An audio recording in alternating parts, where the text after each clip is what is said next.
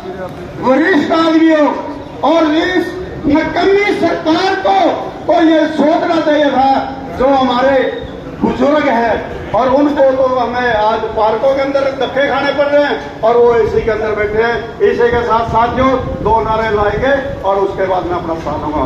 Retired कर्मचारी संघ हरियाणा जिंदाबाद, रिटायर्ड कर्मचारी संघ जिंदाबाद,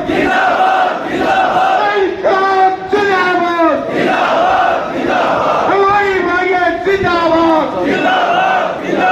लुट्टू सोरेन मुर्दाबाद, हरियाणा सरकार मुर्दाबाद, राष्ट्र अधिकारी मुर्दाबाद, सरकार मांगे न मानने वाली सरकार मुर्दाबाद, मांगे न मानने वाली सरकार मुर्दाबाद, हरियाणा सरकार मुर्दाबाद, हरियाणा सरकार हो बर्बाद, हरियाणा सरकार हो बर्बाद। धन्यवाद साथियों।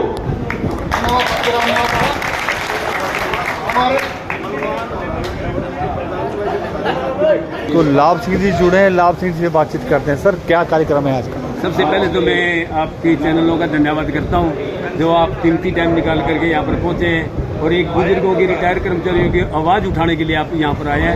आपके चैनल का धन्यवाद करता हूँ। आज हमारा जो धरना प्रदर्शन है ये ऑल हरियाणा ऑल हिंदुस्तान के अंदर है। सेंट्रल गवर्नमेंट ने पीछे एक विधेयक लाई थी संसद के अंदर, उसमें ये कह दिया कि जो 8वां वेतन योग मिलेगा उसमें रिटायर कर्मचारियों को कोई लाभ नहीं होगा। क्यों नहीं होगा लाभ? जब रिटायर कर्मचारियों को लाभ नहीं होगा तो रिटायर एमएलए, रिटायर मंत्रियों को उनको लाभ कैसे?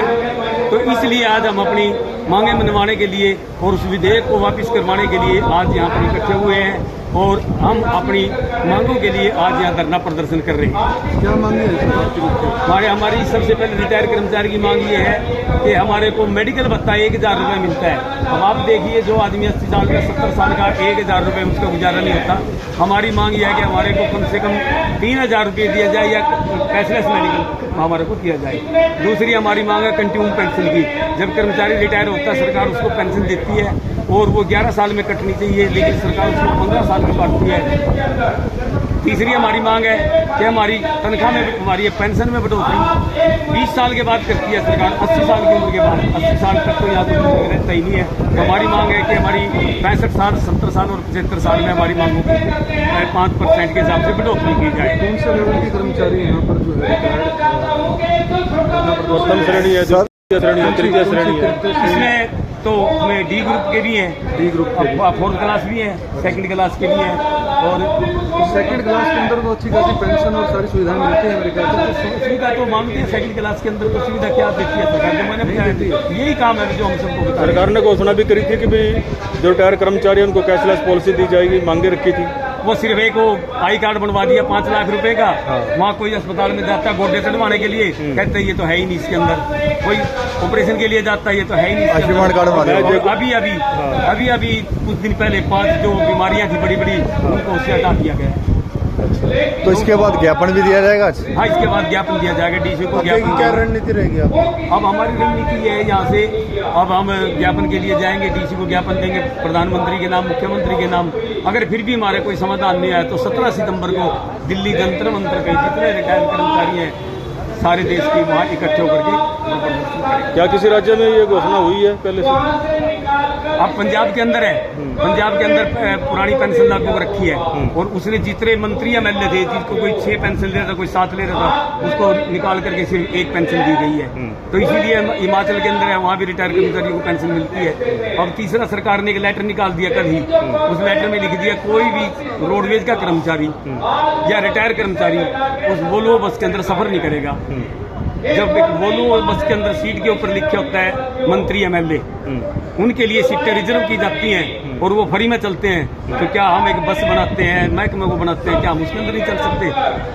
यहाँ तो ये क्या कहा गया कि मंत्री एमएलए इतने गरीब है कि उनको 2 रुपए की चाय मिलती है, 5 रुपए की रोटी मिलती है सरकारी कैंटीनों में। हाँ, बिल्कुल बिल्कुल, मंत्री एमएलए बिल्कुल गरीब है।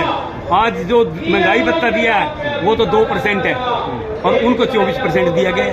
जितने मंत्री MLA हैं उनको 24% महंगाई भत्ता दिया गया है और हमारे को 2% दिया गया है। और हमें तो ये भी उम्मीद नहीं है आगे 2 से आगे बढ़ा देगी। हो सकता है जैसे अटल बिहारी जी ने एक बार 1% दी थी, कभी 1% दी। इनके नाम की महंगाई नहीं है। गरीब आदमी के लिए महंगाई है, रिटायर कर्मचारियों के लिए महंगाई है, आम जनता के लिए महंगाई है, आम पत्रकारों के लिए महंगाई है। आज सुरक्षा किस चीज की है? आज हम यहाँ बैठे हैं ना, हमें ये नहीं पता कि हमारे साथ सरकार के या किसी और तरह के कोई उपद्रवी आकर के यहाँ हमारे साथ हमला कर दे, हमारे प्रोग्राम को खराब कर दे। आज सुरक्षा की दृष्टि से कोई असुरक्षित भी नहीं है। आपका शुभ नाम? मेरा नाम नाम सिंह आर्य है, मैं ब्लॉक प्रधान हूँ, रिटायर कर्मचारी संघ हरियाणा का। ठीक है सर, थैंक यू। तो तस्वीरें देख सकते हैं आप कर्नाटक के सेक्टर 12 बारह से रिटायर कर्मचारी हरियाणा यहाँ पर एकत्रित हुए हैं अपनी मांगों को लेकर। तस्वीरें कर्नाटक के सेक्टर 12 की तस्वीरों को शेयर करना ना भूलिए।